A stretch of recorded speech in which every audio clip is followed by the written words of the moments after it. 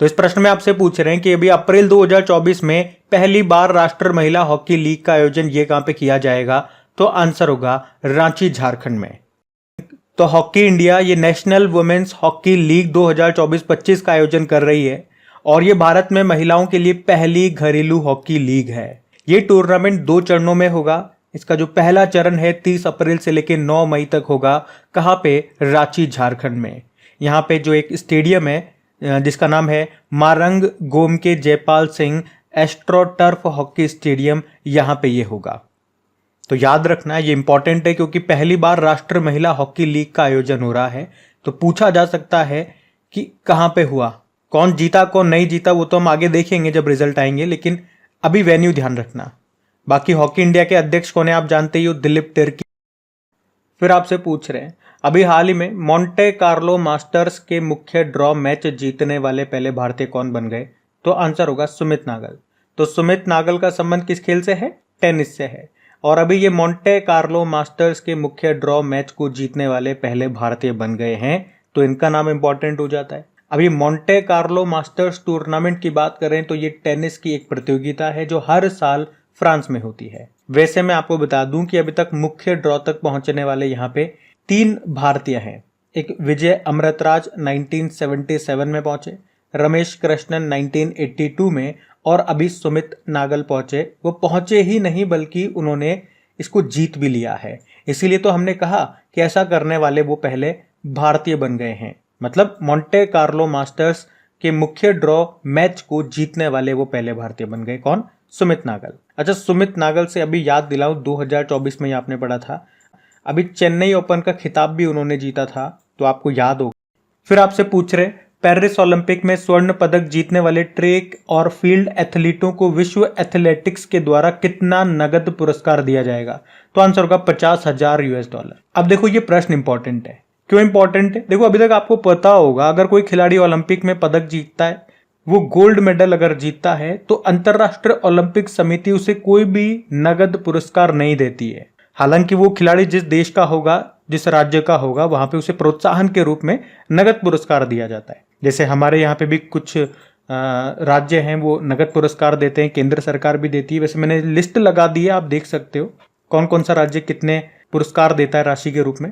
पर अगर हम प्रश्न की अब बात करें तो अब क्या हो गया है, अब वर्ल्ड एथलेटिक्स ने कहा कि वे पेरिस ओलंपिक 2024 में गोल्ड जीतने वाले एथलीटों को पुरस्कार राशि देगा। तो इस प्रकार ट्रैक एंड फील्ड ओलंपिक में पुरस्कार देने वाला पहला खेल बन गया है। और कितनी राशि दी जाएगी? तो $50,000 हर गोल्ड मेडलिस्ट को दिया जाएगा। अभी केवल गोल्ड मेडलिस्ट को दिया जा रहा है। फिर इन्होंने कहा कि अगली बार से, यानी कि योजना बना रहे हैं कि 2028 के जो लॉस एंजल्स में ओलंपिक होंगे वहां से हम सिल्वर और ब्रोंज वालों को भी पुरस्कार राशि देंगे, लेकिन अभी केवल गोल्ड मेडलिस्ट को ही दिया जाएगा। अच्छा, अभी जो पेरिस ओलंपिक होंगे ये समर ओलंपिक है 33rd नंबर के। कब से कब तक हो रहे? 26 जुलाई से लेके 11 अगस्त 2024 तक। इसमें 2-3 पॉइंट आप याद रखना, ये हमारे करंट अफेयर्स के प्रश्न बनेंगे कि इसमें उद्घाटन समारोह में हमारे फ्लैग बियरर ध्वजवाहक कौन है? शरद कमल है, इनका संबंध टेबल टेनिस से है। और इसमें किसे भारत से मिसाल वाहक चुना गया था? तो अभिनव बिंद्रा को, इनका संबंध शूटिंग से है। अभी आपको याद है पेरिस ओलंपिक में जूरी के रूप में नियुक्त होने वाली पहली भारतीय महिला कौन बनी थी? तो आंसर होगा बिल्किस मीर बनी थी। ये जम्मू कश्मीर से आती है और इनका संबंध किस खेल से है? कयाकिंग और कैनोइंग। और पेरिस ओलंपिक में 4 नए खेलों को शामिल किया गया। कौन कौन से? ब्रेकिंग, स्पोर्ट क्लाइंबिंग, स्केटबोर्डिंग और सर्फिंग। और अगले वाले जो समर ओलंपिक होंगे वो 2028 में होंगे, लॉस एंजल्स में होंगे, और उसमें क्रिकेट को शामिल किया जाएगा। अच्छा, वर्ल्ड एथलेटिक्स की भी हम बात करते हैं। स्थापना हुई थी इसकी 1912 में। हेडक्वार्टर मोनाको में मिलेगा आपको और प्रेसिडेंट है सेबेस्टियन कोए। तो ये अच्छा प्रश्न है, इसको ध्यान में रखना। अगला प्रश्न देखते हैं। फिर आपसे पूछ रहे हैं अप्रैल 2024 में 20वें एशियाई कुश्ती चैंपियनशिप 2024 का आयोजन ये कहां पे किया जा रहा है? तो आंसर होगा किर्गिस्तान। तो एशियन रेसलिंग चैंपियनशिप 2024 कब से कब तक? 11 से लेकर 16 अप्रैल 2024 तक। इस बार ये इसका 20वां संस्करण है। और कहां पे इसका आयोजन किया जा रहा है? किर्गिस्तान के कैपिटल बिश्केक में। अब इसमें भारत का क्या परफॉर्मेंस रहेगा, ये जब चैंपियनशिप पूरी हो जाएगी मैं आपको सारे बता दूंगा पॉइंट्स, कितने मेडल हमने जीते, मेडल टैली में हमारी क्या रैंकिंग रही, टॉप पे कौन रहा, सब कुछ। और मैं आपको बता दूं इससे पिछला वाला जो एडिशन हुआ था 19 नंबर का पिछले साल, वो हुआ था अस्ताना कजाकिस्तान में, और इस बार का हो रहा है किर्गिस्तान में। किर्गिस्तान की कैपिटल होती है बिश्केक, करेंसी होती है सोम, प्रेसिडेंट है सादर जपारोव। आपको याद है किर्गिस्तान के साथ हमारी मिलिट्री एक्सरसाइज करते हैं, खंजर नाम से एक्सरसाइज करते हैं। आपको याद होगा, मैंने कई बार पूछा है किस देश ने स्नो लेपर्ड हिम तेंदुए को अपना नेशनल सिंबल बनाया था, तो वो यही है किर्गिस्तान। फिर आपसे पूछ रहे हैं अभी हाल ही में कौन से ब्रिटिश व्यक्ति अफ्रीका महाद्वीप की लंबाई तक दौड़ने वाले पहले व्यक्ति बन गए, तो इनका उत्तर होगा रस कुक। तो ये भाई साहब ब्रिटिश व्यक्ति हैं, रस कुक इनका नाम है। ये अफ्रीका की लंबाई तक दौड़ने वाले पहले व्यक्ति बन गए हैं। तो उन्होंने अफ्रीका के सबसे दक्षिणतम बिंदु जो कि है साउथ अफ्रीका का एल अगुलहास गांव, वहां से उन्होंने अपनी यात्रा शुरू की और 16 देशों की यात्रा करते हुए 16,000 किलोमीटर से भी अधिक की दूरी तय करते हुए महाद्वीप को इन्होंने कवर किया। और ये जो रस कुक हैं, इनको हार्डेस्ट गीजर के नाम से भी जाना जाता है। उन्होंने ये जो यात्रा है इसको कवर किया या पूरा किया 352 दिन लिए पूरे। वैसे मैं आपको बता दूं, पूरे अफ्रीका महाद्वीप में आप देखोगे क्षेत्रफल की दृष्टि से सबसे बड़ा देश आपको मिलेगा अल्जीरिया और सबसे छोटा देश है सेशल्स।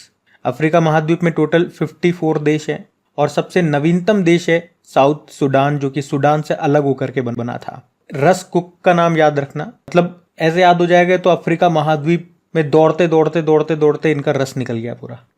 फिर आपसे पूछ रहे हैं अभी हाल ही में भारत द्वारा अधिग्रहित किया जाने वाला दूसरा अंतरराष्ट्रीय बंदरगाह पोर्ट कौन सा बन गया है, तो आंसर होगा सितवे बंदरगाह।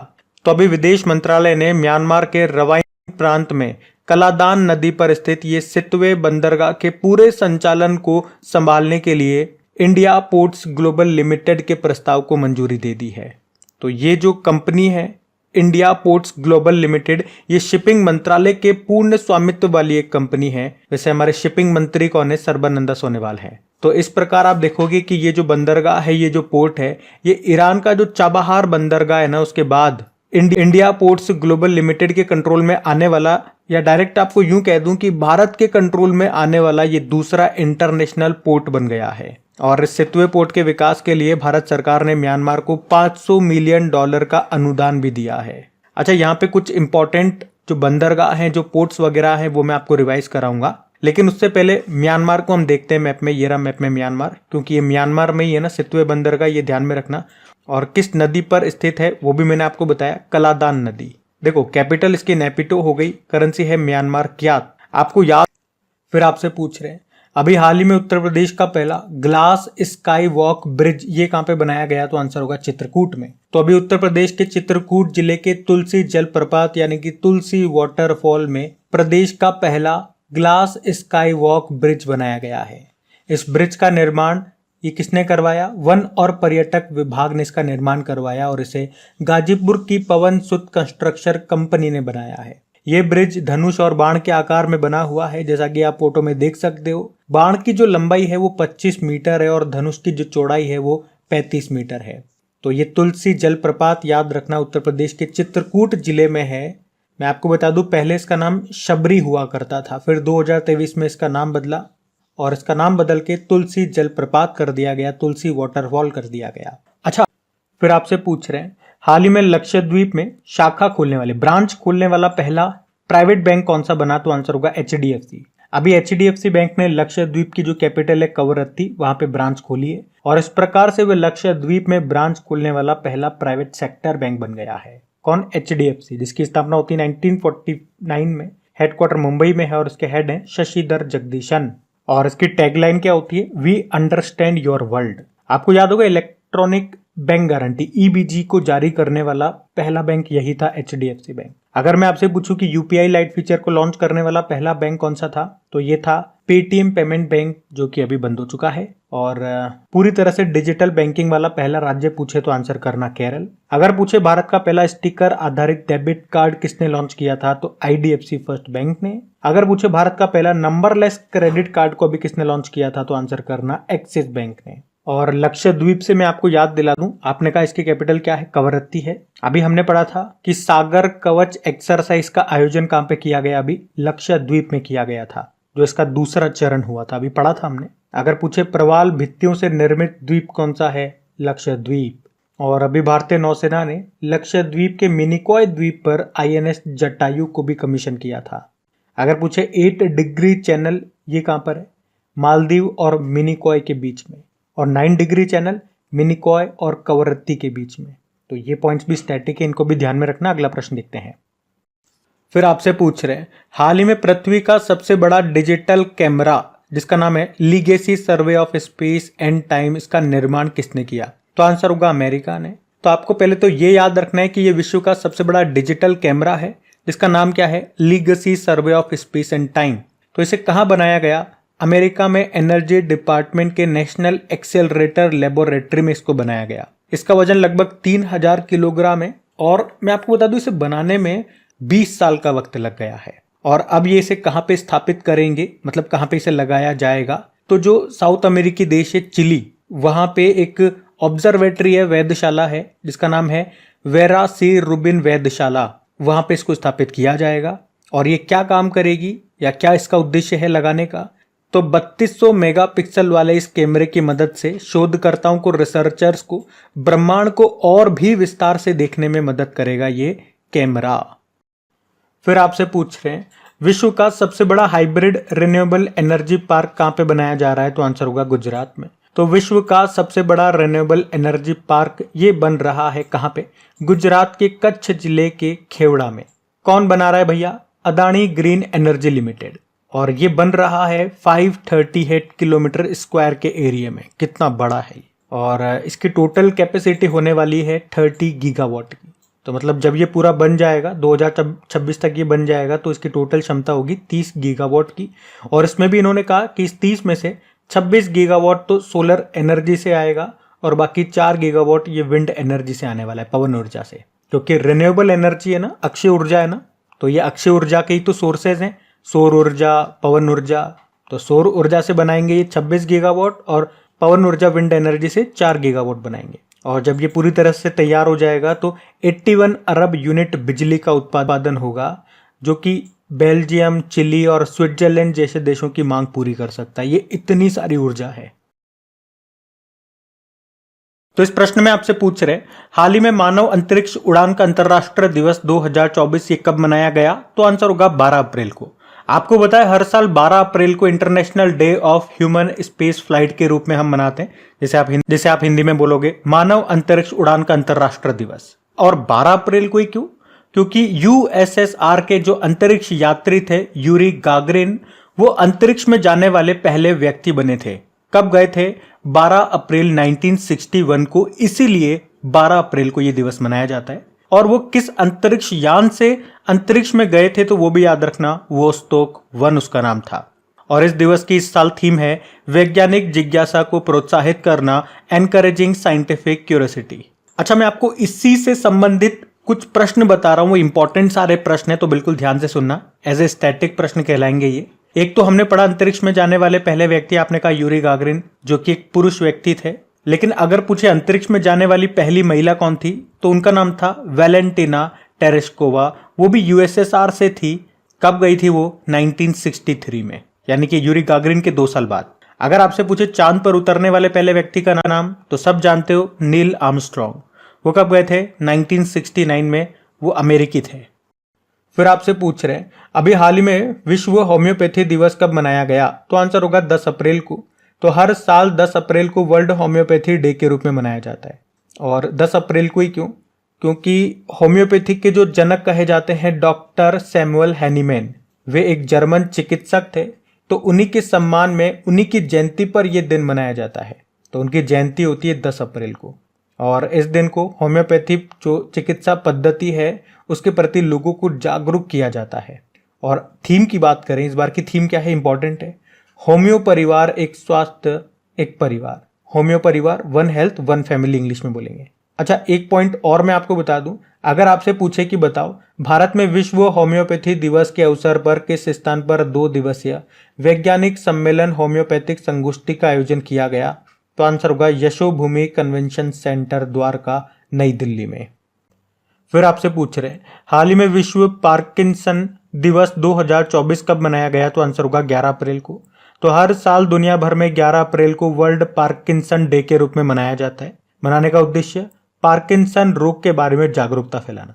तो पार्किंसन डिजीज ये एक बीमारी है, मतलब आप कह सकते हो कि ये आपके मूवमेंट से जुड़ा हुआ एक डिसऑर्डर है, जिसमें पीड़ित व्यक्ति के हाथ, सिर या शरीर के कुछ भाग खुद ही हिलने लगते हैं। तो याद रखना है, वर्ल्ड पार्किंसन डे कब मनाया जाता है? 11 अप्रैल को। फिर आपसे पूछ रहे हैं अभी हाल ही में आयरलैंड के सबसे युवा प्रधानमंत्री कौन बन गए हैं? तो आंसर होगा साइमन हैरिस बन गए हैं।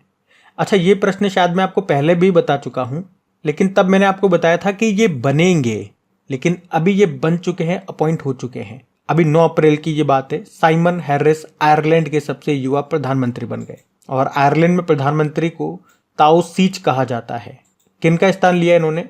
जो भारतीय मूल के थे लियो वरादकर, उनका स्थान लिया, क्योंकि उन्होंने अभी मार्च में ही इस्तीफा दे दिया था। और ये जो साइमन हैरिस हैं, ये फाइन गेल पार्टी से हैं, आयरलैंड के सबसे युवा प्रधानमंत्री। अच्छा, बात आयरलैंड की है तो ये रहा मैप में आयरलैंड। कैपिटल क्या हो गई इसकी? डबलिन हो गई। ये यूरोपियन कंट्री है तो करेंसी यूरो है। प्रधानमंत्री साइमन हैरिस हो गए। आपको बता दूं कि भारतीय संविधान के राज्य नीति निदेशक सिद्धांत ये आयरलैंड के संविधान से ही लिए गए हैं। फिर आपसे पूछ रहे हैं हाल ही में किस भारतीय को तीसरी बार अंतरराष्ट्रीय नारकोटिक्स कंट्रोल बोर्ड के सदस्य के रूप में फिर से चुना गया? तो आंसर होगा जगजीत पवाड़िया को। तो अभी भारत की जगजीत पवाड़िया को अपने तीसरे कार्यकाल के लिए फिर से चुन लिया गया है। तो उनका कार्यकाल रहेगा अगले 5 सालों के लिए, यानी कि 2025 से लेकर 2030 तक। हमने कहा तीसरी बार इनको चुना गया, तो पहली बार इनको 2015 में अंतरराष्ट्रीय नारकोटिक्स कंट्रोल बोर्ड के लिए चुना गया था। अंतरराष्ट्रीय नारकोटिक्स कंट्रोल बोर्ड की बात करें, स्थापना होती 1968 में और मुख्यालय मिलेगा वियना, ऑस्ट्रिया में। मैंने आपसे एक बार पूछा था ना, वियना किस नदी के किनारे स्थित है? तो करो आंसर क्या होगा? तो आंसर होगा डैन्यूब नदी के किनारे। और वियना में आपका किसका हेडक्वार्टर मिलेगा? ओपेक का हेडक्वार्टर भी आपको यहीं पे मिलेगा, organization of petroleum export countries. अच्छा, यहाँ पे एक प्रश्न मैं आपको और पूछता हूँ कि गिरफ्तार नार्को अपराधियों पर भारत का पहला पोर्टल लॉन्च हुआ था। आप बता सकते हो उस पोर्टल का नाम क्या रखा था? कुछ समय पहले की ही ये बात है, इंपॉर्टेंट प्रश्न है वैसे ये। तो आंसर हो जाएगा निदान। निदान पोर्टल तो आपने सुना होगा ना, वही पूछ रहा हूं मैं आपसे। फिर आपसे पूछ रहे हैं कि भारत में ब्रिटेन की पहली महिला उच्चायुक्त हाई कमिश्नर कौन बनी? तो ये भी अच्छा प्रश्न है। आंसर होगा इनका लिंडी कैमरून। तो यूके के राष्ट्रीय साइबर सुरक्षा केंद्र की पूर्व सीईओ हैं ये लिंडी कैमरून। और भारत में ब्रिटेन की अभी ये पहली महिला हाई कमिश्नर यानी कि उच्चायुक्त बनी है। वो किनका स्थान ले रही है? एलेक्स एलिस का स्थान लेंगी। अच्छा, इसका उल्टा अगर मैं आपसे पूछूं कि ब्रिटेन में भारतीय उच्चायुक्त कौन है, बताओ देखिए आप में से किस किस को पता है। फिर आपसे पूछ रहे हैं भाई association of summer Olympic international federation के अध्यक्ष पद पर किसे नियुक्त किया गया? तो आंसर होगा इंगमार डी वोस को। तो association of summer Olympic international federation की बात कर रहे हैं, जिसकी स्थापना होती है 1983 में, मुख्यालय मिलेगा आपको लुज़ेन स्विट्जरलैंड में। और अभी इसके हेड बने हैं इंगमार डी वोस। ये बेल्जियम के रहने वाले हैं और इनका जो कार्यकाल है वो 1 जनवरी 2025 से शुरू होगा। बाकी देखो ये ऑप्शन के नाम बड़े इंपॉर्टेंट लिए मैंने। नवाब सलाम का नाम तो मोस्ट इंपॉर्टेंट है जिनमें। एक तो याद रखना ये लेबनान से हैं और अभी इंटरनेशनल कोर्ट ऑफ जस्टिस के ये नए अध्यक्ष बने थे। तो देखा नाम कितना इंपॉर्टेंट है। नादिया कैल्विनो की बात करेंगे, अभी यूरोपीय निवेश बैंक की अध्यक्ष बनी थी। मिशेल टेलाग्रैंड अभी 2024 में एबेल पुरस्कार, जिसे गणित का नोबेल पुरस्कार कहा जाता है, वो इनको मिला था। मिशेल टेलाग्रैंड इनका नाम है। अच्छा, अगर मैं पूछूं इंटरनेशनल ओलंपिक कमेटी की स्थापना कब होती है? 23 जून 1894 में। इसीलिए 23 जून को ओलंपिक दिवस के रूप में हम मनाते हैं। हेडक्वार्टर मिलेगा लुज़ेन स्विट्जरलैंड में। हेड है थॉमस बाक। पहला ओलंपिक कब और कहां पे खेला गया था पूछेंगे तो 1896 में ग्रीस एथेंस में खेला गया था। और अभी 33वां समर ओलंपिक होगा पेरिस में। उसके बाद 2028 में होगा 34 नंबर का लॉस एंजल्स में। ध्यान रखना। अगला प्रश्न देखते हैं। फिर आपसे पूछ रहे हैं अभी हाल ही में अमेरिका का प्रतिष्ठित जॉन एल जैक स्विगर्ट जूनियर पुरस्कार से भी किसे सम्मानित किया गया?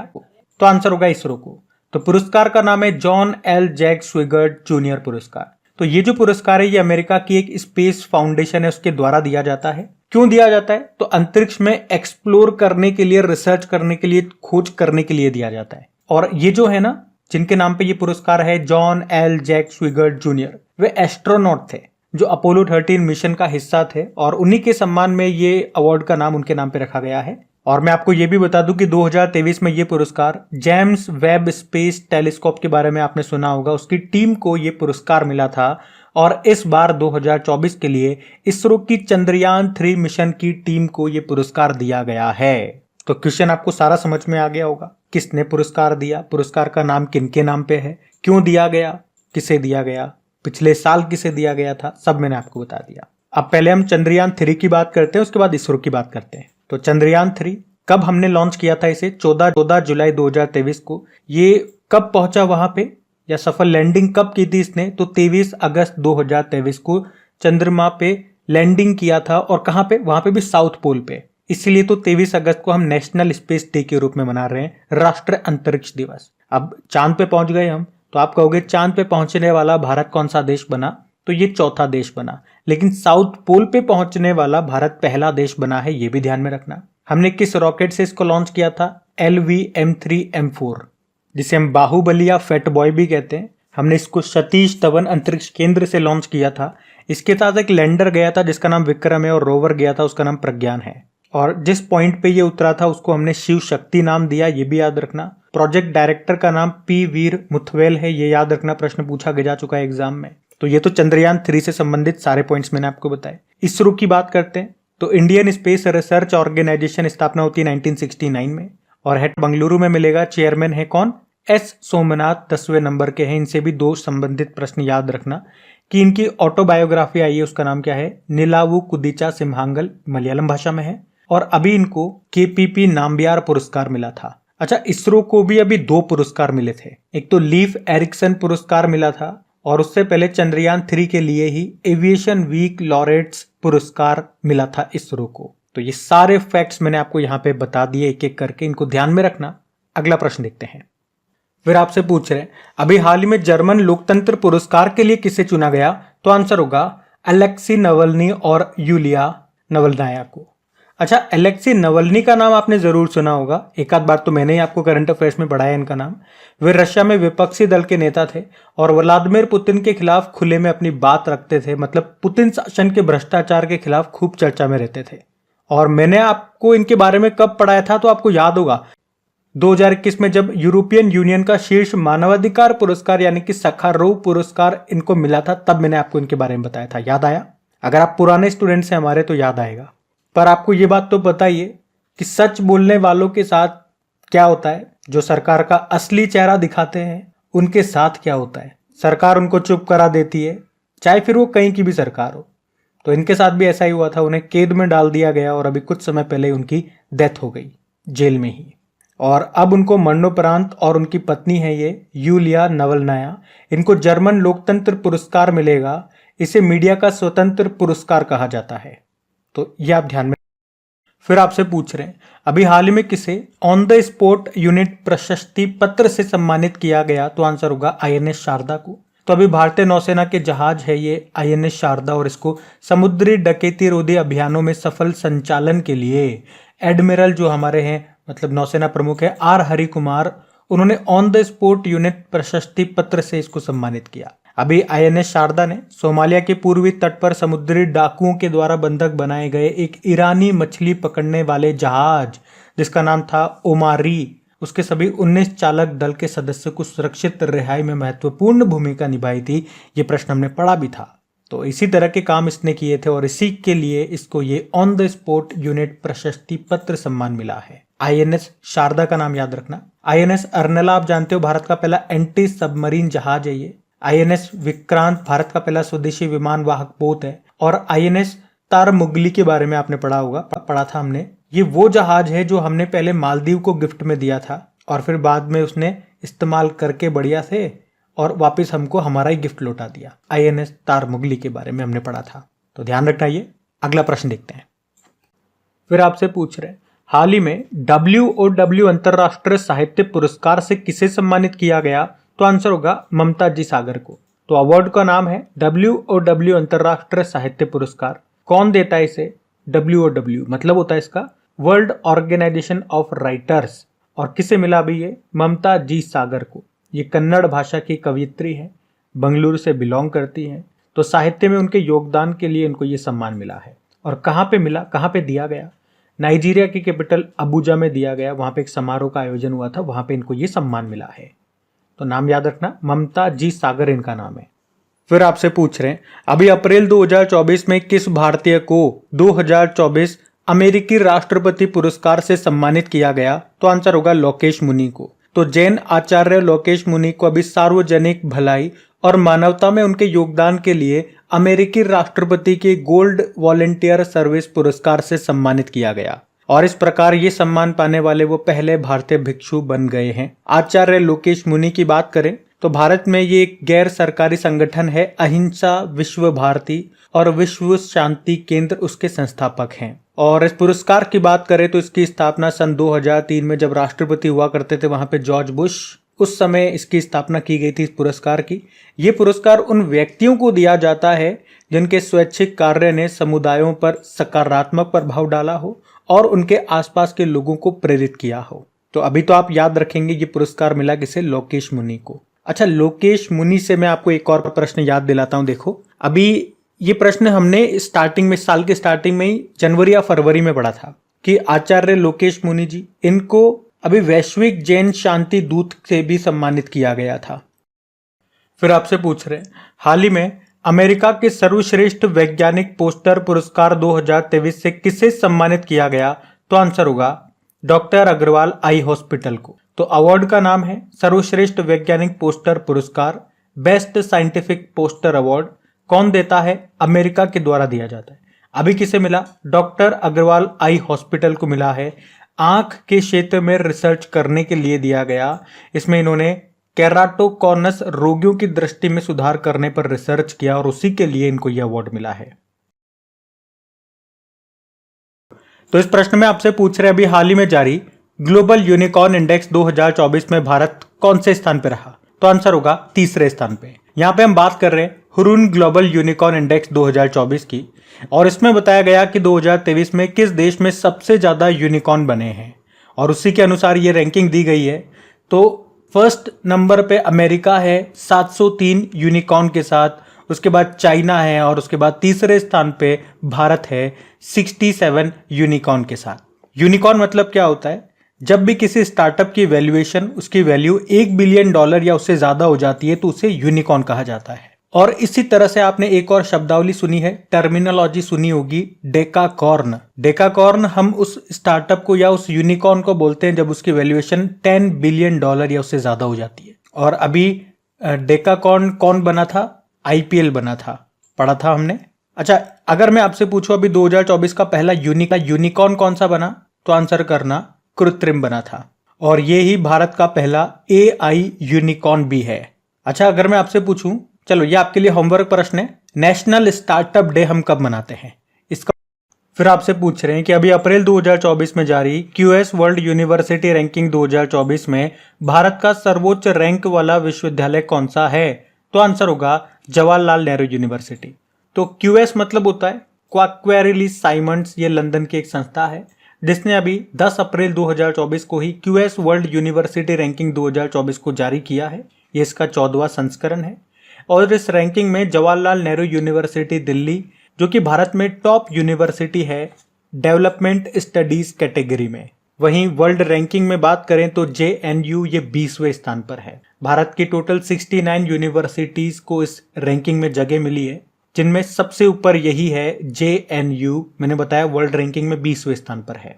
वैसे तो अलग अलग कैटेगरीज में अलग अलग यूनिवर्सिटीज टॉप पर है, लेकिन कौन सा भारतीय यूनिवर्सिटी इस रैंकिंग में सबसे ऊपर है तो वो JNU ही है जो 20वें स्थान पर है। उसी तरह से वर्ल्ड में आप पूछोगे कौन सी यूनिवर्सिटी टॉप पर है, तो मैंने आपको कहा ना अलग अलग कैटेगरीज में अलग अलग यूनिवर्सिटी टॉप पर है। तो आप तो इतना याद रखो जो मैंने बताया। उसके अलावा आप ये भी ध्यान रख सकते हो कि इसमें इस रैंकिंग में ये भी बताया गया कि शोध यानी कि अनुसंधान या रिसर्च को बढ़ावा देने वाले देशों में नंबर 1 कंट्री कौन सा है, तो वो चाइना है। फिर अमेरिका को बताया गया, तीसरे स्थान पे इंग्लैंड को रखा और चौथे पे रखा भारत को।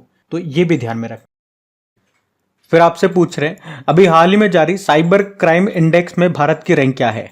तो आंसर होगा 10वें स्थान पर है भारत। तो अभी ऑक्सफोर्ड यूनिवर्सिटी और University of New South Wales के एक्सपर्ट्स ने world cyber crime index launch किया है और इसमें साइबर क्राइम के मामलों के आधार पर रैंकिंग की गई है। तो भारत साइबर अपराध के मामले में 10वें स्थान पर है।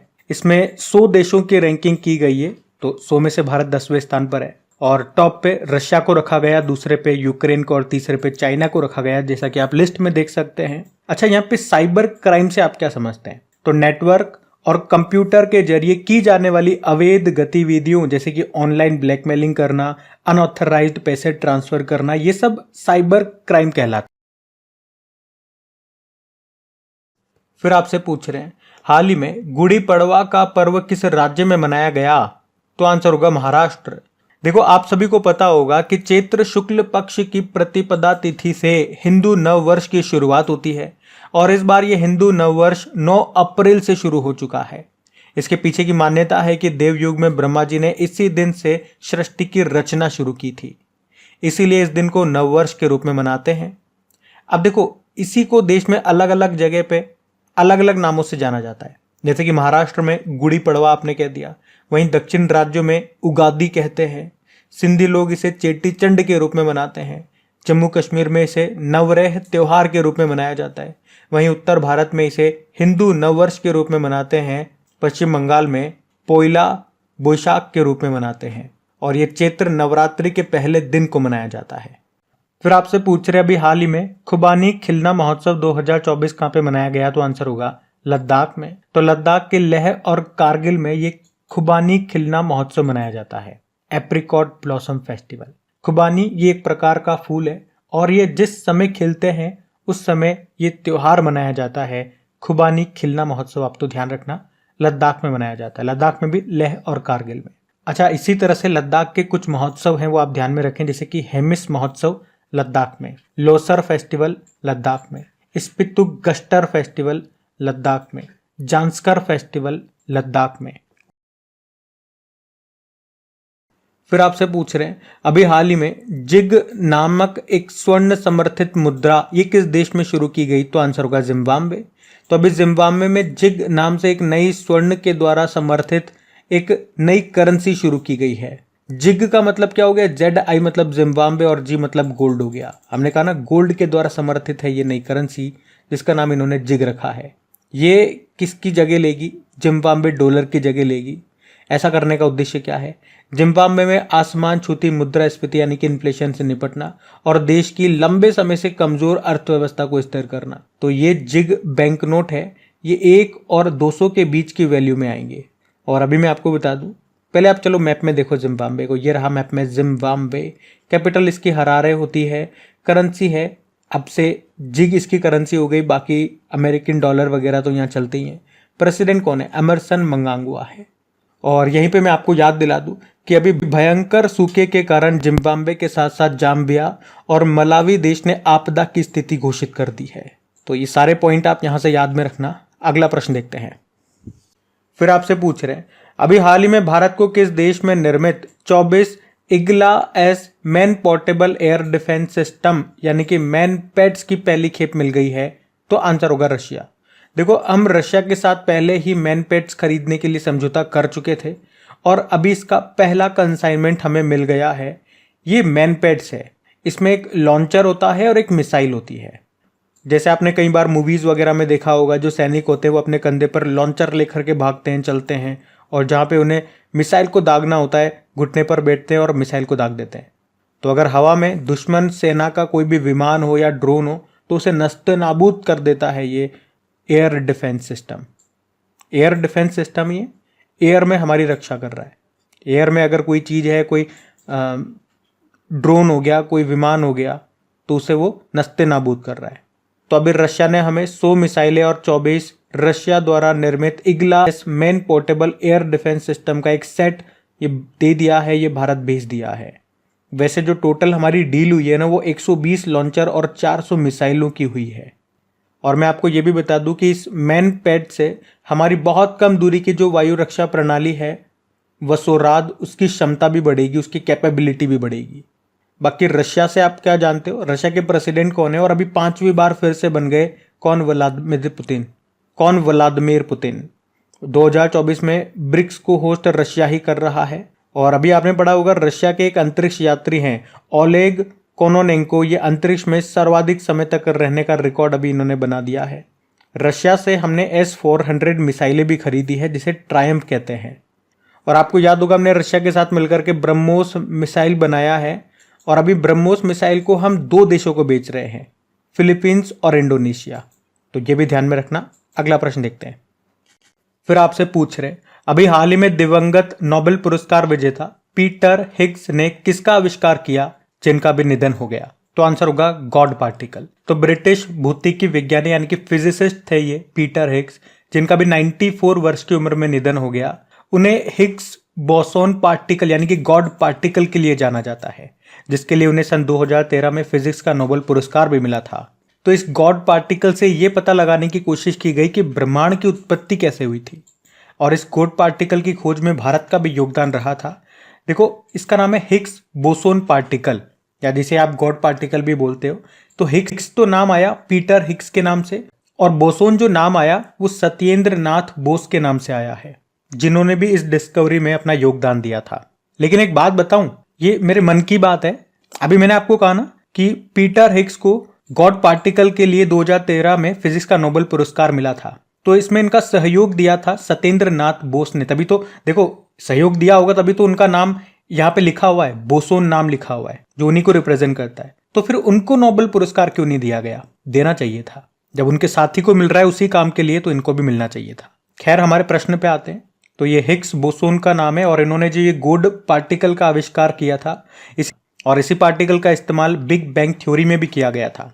अच्छा, मैं आपको याद दिलाऊं तो लिथियम आयन बैटरी के जो आविष्कारक थे उनका नाम था जॉन बी गुडेनफ। उनका भी कुछ समय पहले निधन हो गया। 2019 में केमिस्ट्री का नोबेल पुरस्कार उनको मिला था, और आप कह सकते हो अब तक सबसे उम्र दराज नोबेल पुरस्कार प्राप्तकर्ता वही है। और उससे कुछ समय पहले ऑडियो कैसेट टेप के आविष्कारक का निधन हो गया, उनका नाम लोउ ओटेंस था। तो इनका नाम ध्यान में रखना। अगला प्रश्न देखते हैं। फिर आपसे पूछ रहे हैं अभी वर्ल्ड हेल्थ ऑर्गेनाइजेशन की वैश्विक हेपेटाइटिस रिपोर्ट 2024 के अनुसार सर्वाधिक हेपेटाइटिस बी और सी के मामले ये कहां पे दर्ज किए गए? तो आंसर होगा चाइना में। तो एक्चुअली में अभी वर्ल्ड हेपेटाइटिस समिट 2024 का आयोजन किया गया। कहां पे किया गया? लिस्बन, पुर्तगाल में। और किसने किया? तो वर्ल्ड हेपेटाइटिस अलायंस ने। और अभी वहीं पे वर्ल्ड हेल्थ ऑर्गेनाइजेशन ने हेपेटाइटिस के ऊपर एक रिपोर्ट पेश की है। तो उस रिपोर्ट में क्या क्या बताया जो इंपॉर्टेंट है एग्जाम के पॉइंट ऑफ व्यू से, वो मैं आपको बताता हूँ। पहले हेपेटाइटिस की अगर बात करें तो हेपेटाइटिस में क्या होता है? लीवर में सूजन आ जाती है, या यूं कहूं कि लीवर से संबंधित बीमारी जो होती है उसको हेपेटाइटिस कहा जाता है। ये 5 प्रकार का होता है मुख्य रूप से। Hepatitis A, hepatitis B, C, D और ई, इस तरह से होता है। तो हेपेटाइटिस ए और ई ये खाद्य जनित होता है, यानी कि खाने से होता है। और हेपेटाइटिस बी, सी और ई ये रक्त जनित होता है, यानी कि ब्लड से होता है। और इसमें जो सबसे गंभीर, जो सबसे डेंजरस होता है वो बी और सी वाला होता है। तो इस रिपोर्ट में यही बताया गया, इस पे पॉइंट आउट किया गया कि हेपेटाइटिस बी और सी इसके सर्वाधिक मामले ये कहां पे दर्ज हुए हैं? चाइना में। सबसे ज्यादा तो चाइना में है, लेकिन उसके बाद भारत का नंबर आता है। भारत दूसरे स्थान पे है इस मामले में, और तीसरे स्थान पे इंडोनेशिया है। इस रिपोर्ट में यह भी बताया गया कि हेपेटाइटिस बी और सी से 2022 में 1.3 मिलियन लोगों की मृत्यु हो गई, यानी कि 13 लाख लोगों की मृत्यु होती है, जिसमें 83% मौतें हेपेटाइटिस बी से होती है और 17% मौतें हेपेटाइटिस सी से होती है। ये इस रिपोर्ट में बताया गया, तो ये आप ध्यान में रखना। अच्छा, हेपेटाइटिस से संबंधित एक प्रश्न मैं पूछूं आपसे। ये नाम आपने सुना होगा, हेविश्योर। क्या है ये? तो आपको याद हो तो हैदराबाद की एक बायोफार्मा कंपनी है जिसका नाम है इंडियन इम्यूनोलॉजिकल लिमिटेड। इसने ही भारत का पहला स्वदेशी हेपेटाइटिस ए वैक्सीन बनाया था, और उसी का नाम है हेविश्योर। हमने कहा हेपेटाइटिस का मतलब लीवर से है, लीवर में सूजन आ जाती है मुख्य रूप से इसमें, या लीवर से संबंधित बीमारी में ऐसा भी कह सकता हूं, मतलब संबंधित है लीवर से। तो अगर आपसे पूछूं कि मानव शरीर का सबसे बड़ी ग्रंथि कौन सी होती है, तो आंसर करना लीवर। और मानव शरीर की रासायनिक प्रयोगशाला, केमिकल लेबोरेटरी भी लीवर को ही कहा जाता है। जैसे कि किसी व्यक्ति ने अगर जहर खा लिया तो वो जहर आपको मिलेगा लीवर में ही। और जब पोस्टमार्टम करते हैं ना, वो एक सीरियल आता है CID देवा देवा करके, तो जब पोस्टमार्टम वगैरह करते हैं तो वो उस व्यक्ति ने जहर खाया या नहीं खाया वो उसका लीवर चेक करके ही बताते हैं। खाया होगा तो वहां पे मिल जाएगा, नहीं खाया होगा तो। और बाइल जूस का निर्माण, पित्त रस का निर्माण भी लीवर में ही होता है, फिर ये गॉल ब्लेडर में यानी कि पित्ताशय में जाकर के इकट्ठा हो जाता है। और वैसे बाइल जूस का काम क्या होता है, जो लिपिड्स होते हैं, जो वसा होती है, उसका इमल्सीकरण करने का काम होता है। मतलब अब बड़े बड़े, आप कह सकते हो बड़े बड़े जो पार्टिकल्स होते हैं, जो अणु होते हैं वसा के, जो लिपिड्स के, उनको ये छोटे छोटे में तोड़ने का काम करता है, वसा को तोड़ने। तो देखो इस प्रश्न में पूछ रहे हैं आपसे, अभी अप्रैल 2024 में भारत और किस देश के बीच में डस्ट लीग 2024 संयुक्त सैन्य अभ्यास का आयोजन किया गया? तो आंसर होगा उज्बेकिस्तान। तो एक्सरसाइज का नाम है डस्ट लीग एक्सरसाइज 2024, भारत और उज्बेकिस्तान के बीच में होता है ये। अभी 15 से लेकर 28 अप्रैल 2024 तक हुआ। और इस बार इसका कौन सा संस्करण एडिशन है? तो 5वां संस्करण है। कहां पे हुआ? उज्बेकिस्तान के टर्मेज जिले में हुआ। इसका जो लास्ट एडिशन है 4थे नंबर का, वो 2023 में हुआ था उत्तराखंड के पिथौरागढ़ में। जिसका पहला संस्करण है वो 2019 में हुआ था उज्बेकिस्तान में ही। अब ये एक्सरसाइज हमने किया उज्बेकिस्तान के साथ में। तो मैप में देखो पहले आप, ये रहा उज्बेकिस्तान, कैपिटल इसकी ताशकंद होती है, करेंसी है सोम और प्रेसिडेंट है शौकत। फिर आपसे पूछ रहे हैं अभी हाल ही में ऑनलाइन आधार एटीएम सेवा किसने लॉन्च की है? तो आंसर होगा इंडियन पोस्ट पेमेंट बैंक ने। तो अभी इंडियन पोस्ट पेमेंट बैंक ने ऑनलाइन आधार एटीएम सेवा को शुरू किया है, जिसका नाम है आधार इनेबल्ड पेमेंट सिस्टम। तो इसमें क्या होगा, मान लो अगर आपके पास बैंक जाने का, एटीएम जाने का टाइम नहीं है, तो आप इस सर्विस का इस्तेमाल करके अपने घर पर ही पैसे प्राप्त कर सकते हो। आपको घर पर ही पैसे देने आ जाएंगे। अब ये काम कैसे करेगा? तो इस आधार इनेबल्ड पेमेंट सिस्टम में जाकर के आपको अपना बैंक सेलेक्ट करना होगा और आपका जो आधार है वो बैंक से लिंक होना चाहिए। फिर जितना पैसा आपको चाहिए वो वहां पे लिख दो, आपका आधार नंबर वगैरह डाल दो, आपको एसएमएस अलर्ट वगैरह, पिन वगैरह आएंगे। वो सब भरने के बाद डाक के जरिए आपको आपका पैसा आपके घर पर ही मिल जाएगा। इसमें पैसे निकालने की लिमिट भी है, 10,000 रुपये आप निकाल सकते हो। तो इस तरह से आपको कहीं जाना नहीं है, बैंक वगैरह एटीएम वगैरह जाना नहीं है, पैसा आपको आपके घर पर ही मिल जाएगा। तो ये है ऑनलाइन आधार एटीएम सेवा, जिसको शुरू किया है इंडियन पोस्ट पेमेंट बैंक ने। ये प्रश्न था और इसका उत्तर आपको याद रखना है। इंडियन पोस्ट पेमेंट बैंक की बात करें, स्थापना होती है 2018 में, मुख्यालय आपको मिलेगा नई दिल्ली में। फिर आपसे पूछ रहे हैं अभी हाल ही में अंडर वाटर ड्रोन जिसका नाम है मंटा रे, इसको किसने लॉन्च किया? तो आंसर होगा अमेरिका। तो अभी अमेरिका ने एक ऐसा मानव रहित ड्रोन बनाया है जो समंदर में वहां भी जा सकता है जहां तक इंसान नहीं जा सकता। ये लंबे समय तक समुद्र में रहते हुए खोजबीन कर सकता है, रिसर्च कर सकता है या जासूसी भी कर सकता है। भविष्य में इसका इस्तेमाल हथियार के तौर पर भी किया जा सकेगा। इसका नाम रखा है मंटा रे। मंटा रे एक विशालकाय समुद्री मछली है और उसी के नाम पे इसका डिजाइन और इसका नाम रखा गया है। तो क्या है ये? तो आप कह सकते हो ये अनमेन्ड अंडर वाटर व्हीकल है। भाई जो हवा में ड्रोन उड़ता है उसे आप यूएवी कहते हो, अनमेन्ड एयर व्हीकल। तो ये पानी के नीचे है, तो हमने क्या कहा, अनमेन्ड अंडर वाटर व्हीकल है। तो इसका नाम याद रखना मंटा रे है। किसने बनाया? अमेरिका ने। अच्छा, आपको याद है अभी भारत की पहली अंडर वाटर ट्रेन ये कौन सी है? कोलकाता मेट्रो है, जो कि हुगली के नीचे चल रही है, हुगली नदी के नीचे।